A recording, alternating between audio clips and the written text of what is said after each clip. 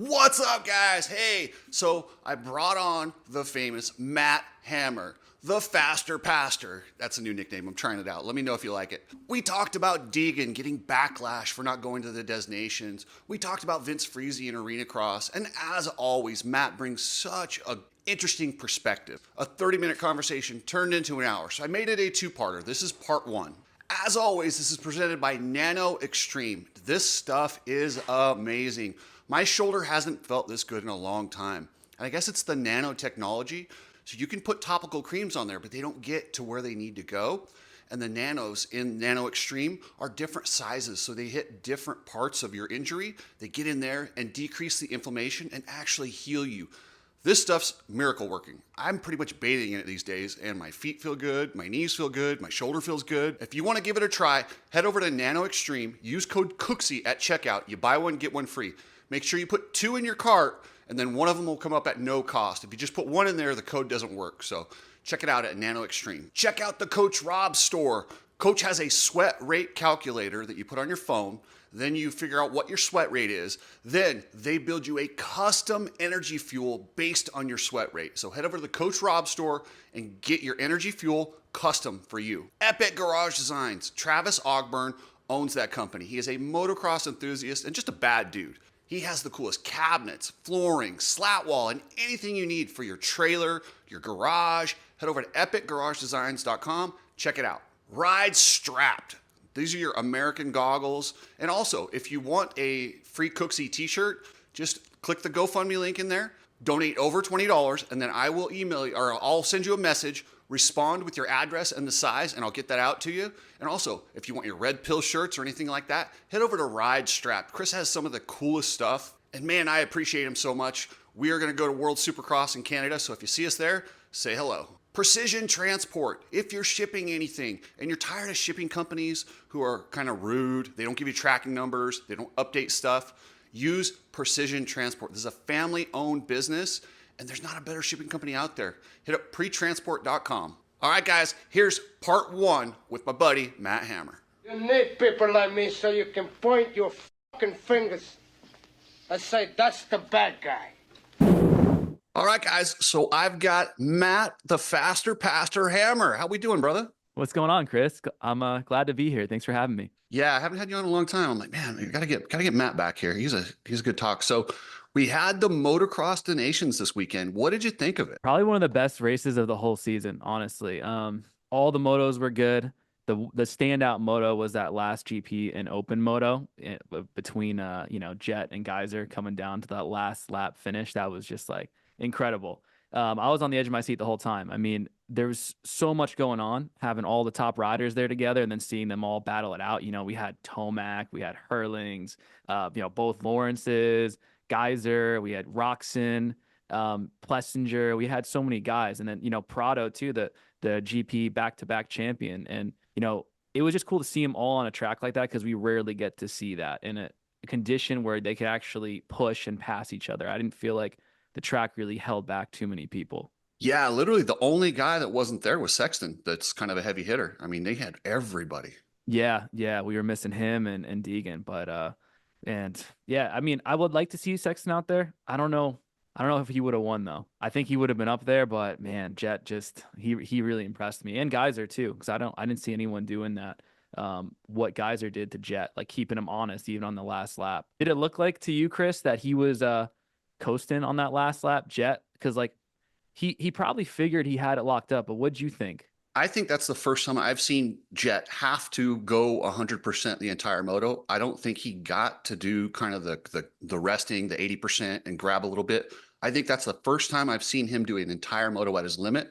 I don't think he backed off. I think he took a safer line because of all those landings were getting rutted up. And Geyser is just known for just saying, screw it, and just going for it. And he went in there so hard. If Jet hadn't checked up, he either would have put Jet down or put them both down. And it was you've got everything to lose. I'm riding for myself because, his teammates weren't very good.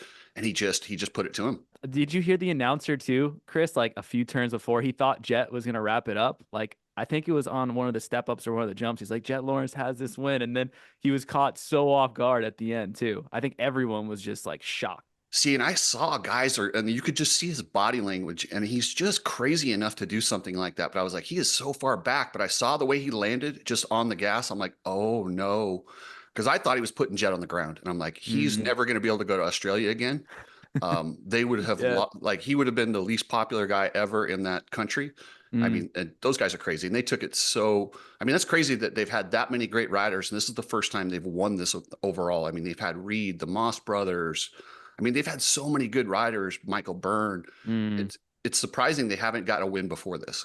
It is. It's very surprising. I was happy for Byrne too because I was watching some of the shows and following up, and he's been coordinating this team for a very long time. And he did a lot of logistics, a lot of planning just to get this all straightened out the way that it is, and including Lars from Honda, making the right adjustments, giving Webster the factory 250, and he was living with the Lawrences. I think they set up to like a month before the event and training with the Lawrences. So they really put a lot of time and energy and effort to make this come to life. Besides just like, oh, they had a good weekend. Like there was a lot going in beforehand. Well, and I'll tell you what, that Webster, he surprised me more than anyone. Like I mean, Mm, look at the guys he's going against, and he's not just riding against the best 250 riders. He scored against the 450s, and to put in the results he did. I mean, you saw him at Southwick; he was underwhelming. And for that guy to be the one that comes through and battles with all those top riders to get a result that gets him to overall, damn. that was yeah, that was impressive. We'll definitely see him back next year too. For I think they're having an Ironman, right? That's going to be where it is in the States. He held his own. I mean, do you know what his finishes were in the moto? Because I think did he finish in front of Webb I think a in time or two? the first moto he did, and that's where he got the score. I think it was like an 8 or a 9, and that's all they needed. Mm. Just one of those, and that was it. But and it's What do you even think of Webb? harder. I thought he did great, man. Do you think Yeah. there's well, Deegan would have done better, but I don't think there's many 250 riders we could have sent that would have done better than what Cooper Webb gave us. I mean, you send RJ if he's healthy, he wouldn't have got that well. I don't think Chance Hymas would have done that well. I don't know that. Mm. I don't know. I think he's about as good as we could have got unless we sent Deegan. What about you? Yeah, I was impressed with Webb. With having no time on that bike, he adjusted really quickly because it's hard to go down to from a 450 to a 250 when you've been on a 450 for a very long time. And plus he's a vet now. Like Webb is more he's on his last closing stages, I'd say, of his career. So to step down to 250 and then ride with that aggression is tough. I was like a little concerned in his first MX2 moto when I think he finished 17th or 18th, and like I was watching the times and he just wasn't going forward. He was just like staying where he was, and I was like, this isn't good. We can't put a 17 or 18 on the board. Like that's not going to put us in a podium position. But he stepped up in the last one. I think he got a ninth. That was his best finish, so we canceled that one out. The 17th that he had, but he did good. Like Deegan, I think, is the only one who could have done better. I wanted to see Deegan versus their MX2 champ, the DeWolf. Yeah, I think it Yep, was Kai de DeWolf. Wolf. Yep. Yeah, I wanted to see that. Well, and Kai de Wolf took a shot afterwards saying he's the best MX2 rider in the world. And I mean, he did win the race, but for him to say that, I don't think he's ever been like Deegan's a different animal. And then I had a lot of European guys kick back and say on a GP track, Deegan would no, Deegan wins anywhere in the world. I think Deegan would have put in a top 5 overall, even with the 450s. And I think he handles Kai de Wolf no problem because Kai de Wolf's a big guy. Mm. And, and riding the 250, size matters. And that extra 15, he looks more like Garrett Marchbanks on that bike than like a Deegan.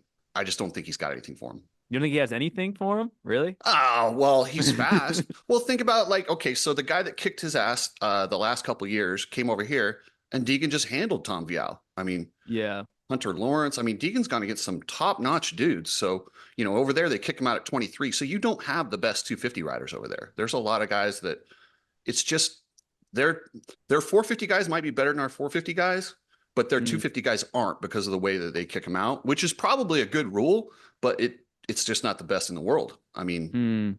aging guys out, you're not going to get the best in the world. You're just not. No, it's true. That's true. I mean, we had a lot of our champs and guys stay in the 250 ranks for a long time, and then put up some of their best results toward the end of their career, like Alex Martin and Christian Craig and Hampshire. I mean, so it does depend, but here it's harder because to get a 450 ride, it's very coveted. It's just difficult to do now. Like you really have to prove yourself in that 250 class. But yeah, just to answer that too, I was very impressed with DeWolf. that other guy on Team Germany, he was a 250 rider. He crashed and got hurt in one of the last motos, I think.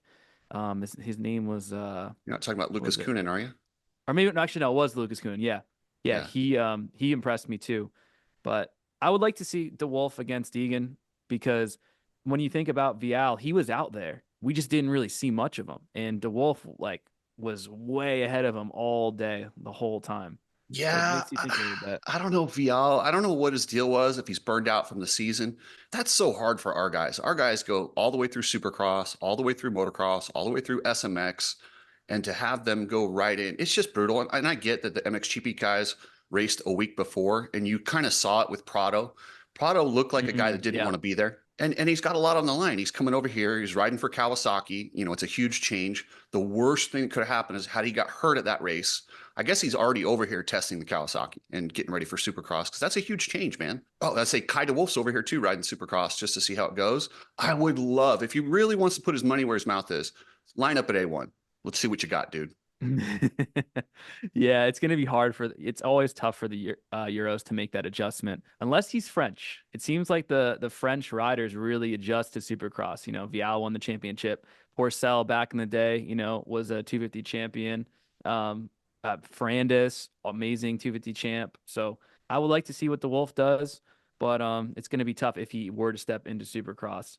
And with Prado, I think he had that Supercross or actually that motocross hangover. You know, like once you win the championship, you're like, I'm just done. Like I did everything I need to do. And you could tell Geyser had something left in the tank because he lost it by just, you know, I think it wasn't too big of a margin that he lost it by.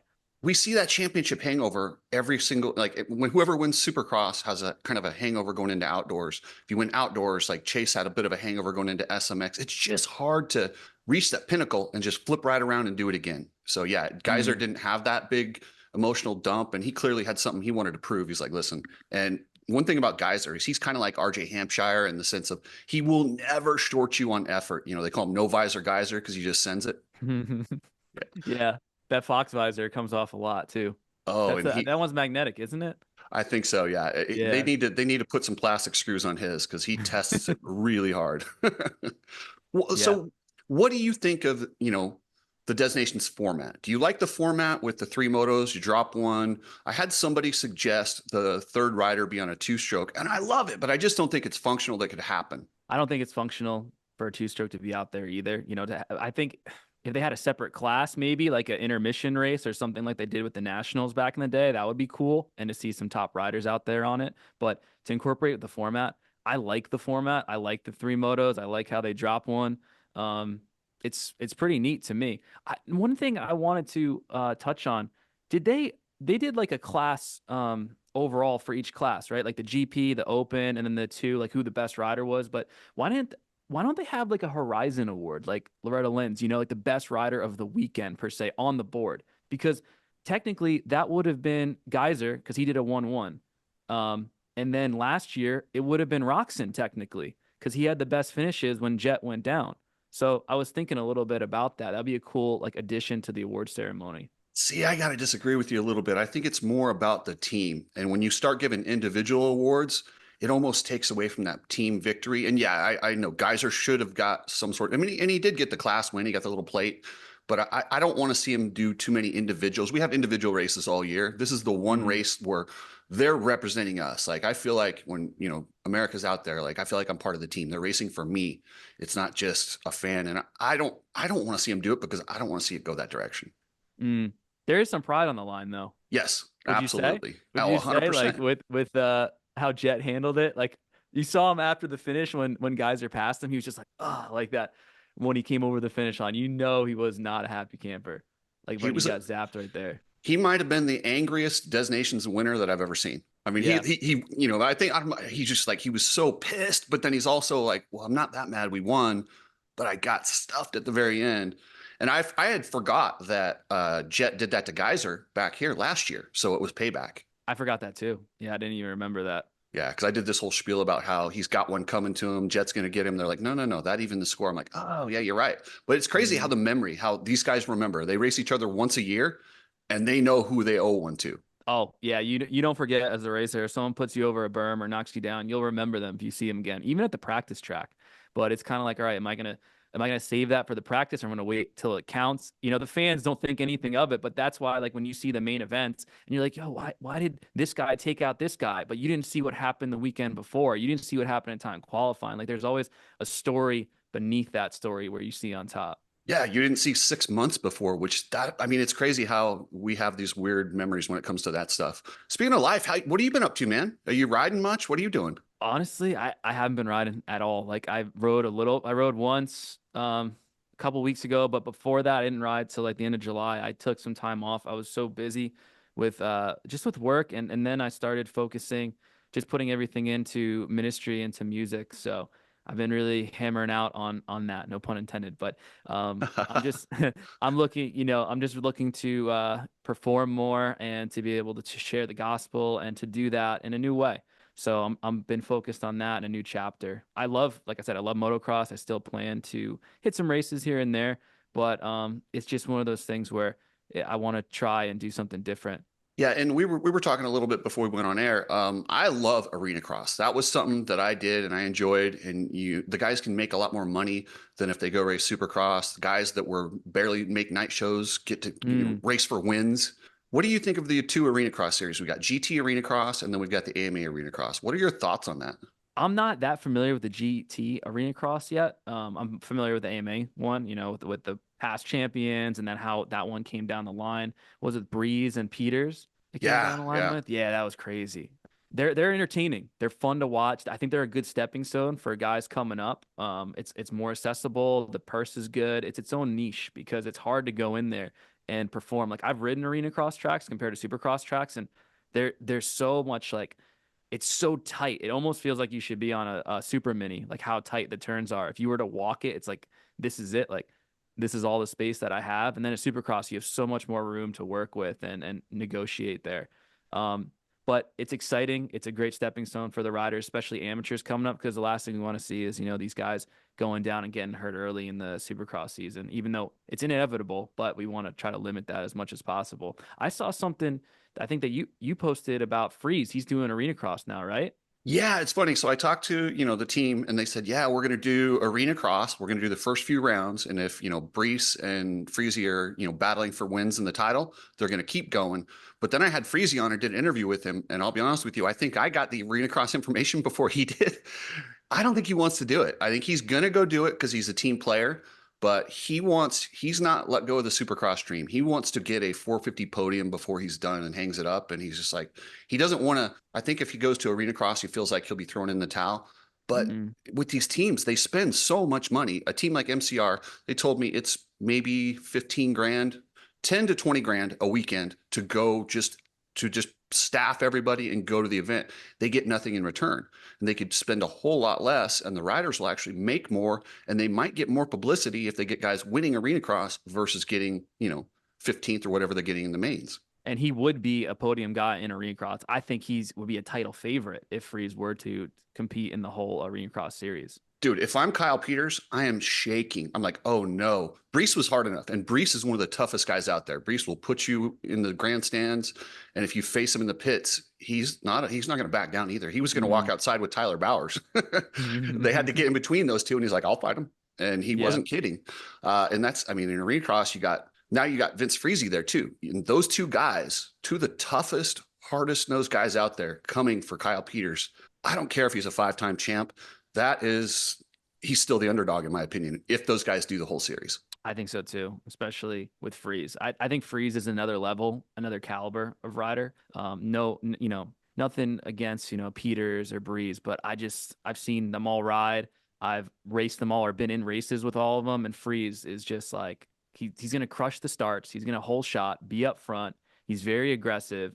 And you see what he's doing in Supercross and in World Supercross. And I think that Arena Cross resembles more World Supercross, just where the stage is now and how the the arenas, the stadiums overseas seem to be a little bit smaller, especially than what we have here in the States. So if he does that series, I think he's the championship favorite if he does the whole series.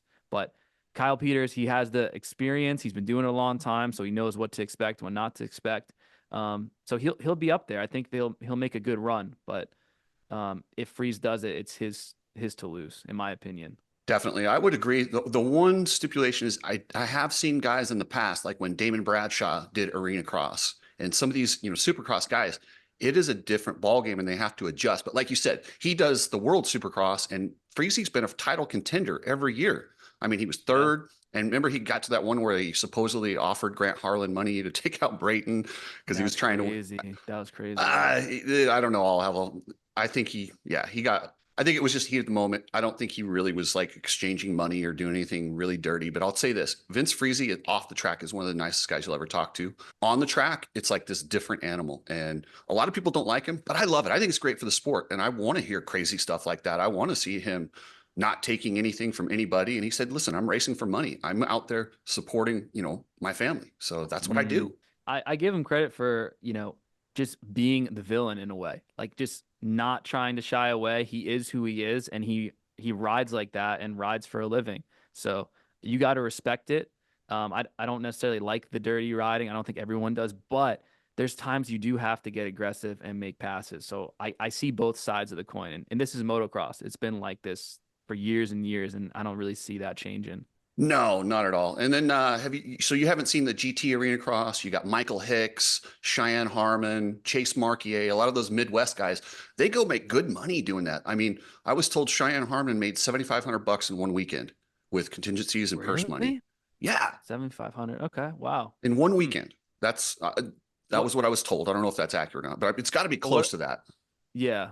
Yeah. What about like all the entries and everything else that he probably spent? You know what I mean? Because it's like they'll tell you they're like, yeah, I made this much in a weekend. Like I did that too. If I raced locally, I'm like, yeah, I won the A classes this weekend. I walked away with a couple grand, but then I'm not counting the fuel to get there, and then the parts for the bikes, and then everything else. And it's like, yeah, I kind of walked away even a little bit. No, but I'm just saying. They seem like they're making. You know what I mean too. The GT Arenacross, I think the entry for pros is 150.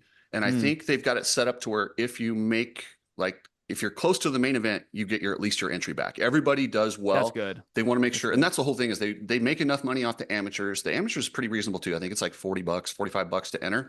And it's just a really cool series. And I haven't paid too much attention to it, but they signed Daniel Blair to do the broadcast for it. Oh, that's cool. That's great. I'm like, dude, and it's on FS2 or FS1, which I wish it was just on a streaming service. I don't have cable anymore. I don't know about you, but I unplugged. Neither, yeah.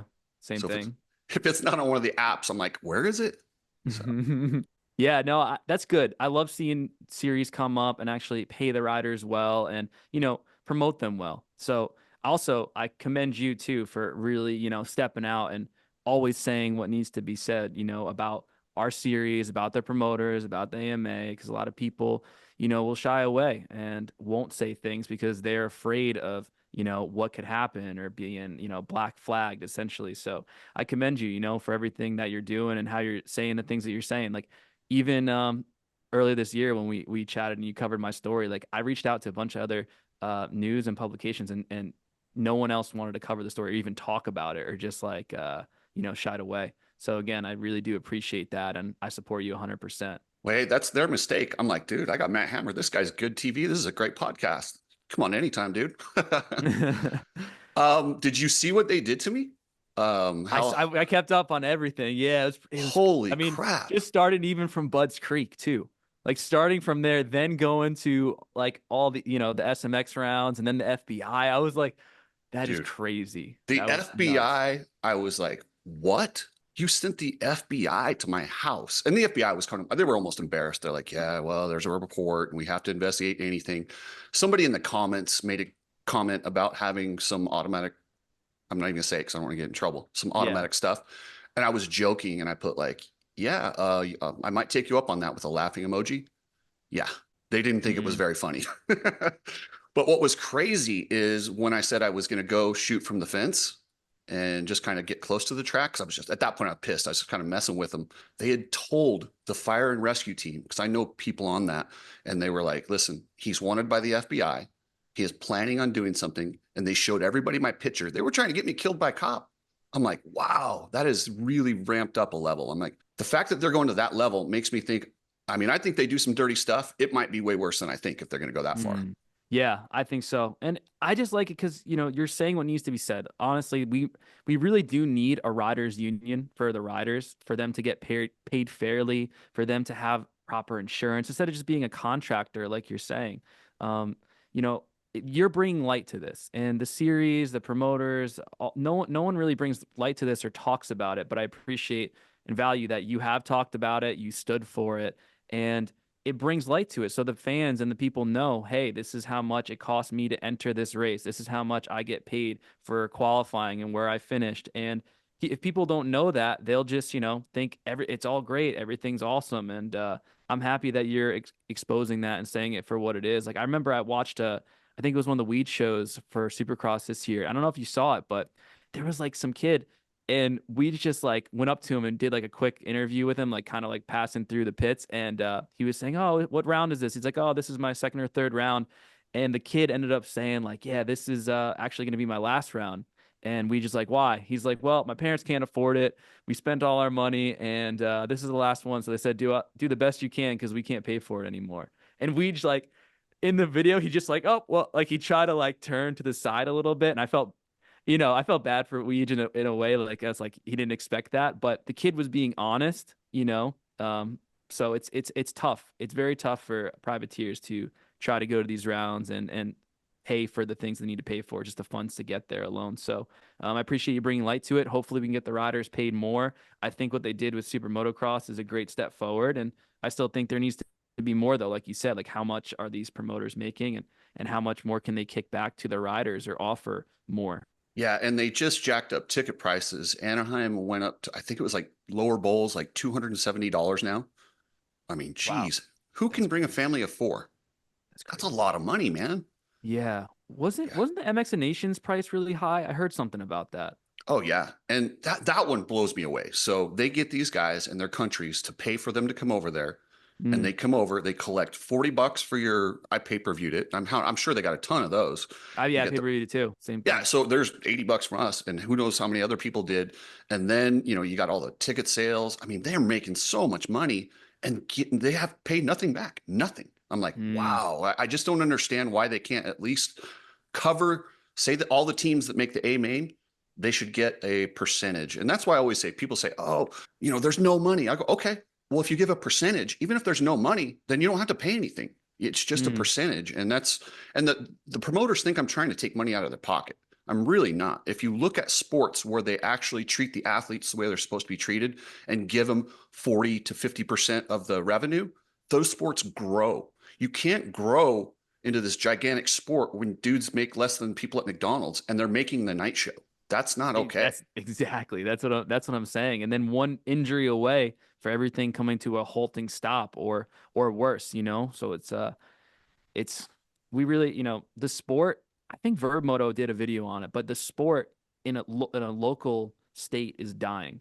In a professional state it's booming, but locally it's dying. Family and just guys going out buying a dirt bike and racing, they can't afford it. Like everything has become so expensive just with the bikes alone and not counting the parts and everything else. So locally it's very tough unless you're obviously going to like an amateur national where those are going to be filled no matter what because everyone wants to go to the Loretta Lynn's, to the Minios, to all those big nationals. But besides that, it's really becoming a lot less riders on the gates and a lot of staggered starts and combining classes. Like I noticed that just from racing locally. Have you seen that on your side of the coast? Local racing out here is pretty much dead.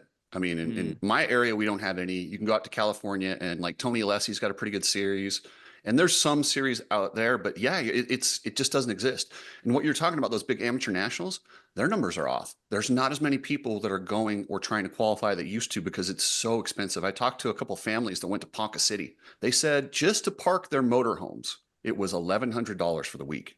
Just to park the motorhomes. Wow. I'm like, who can afford that? Especially, I mean, our economy, I mean, you do really well. You're a fireman. If you had a kid and they wanted to go race two amateur nationals, how do you come up with that much expendable cash? Even if you're doing really well, a fireman, you just can't. You have to be super rich. And that's what it's turning into. And it's frustrating to me. And that's why I like the GT Arenacross series.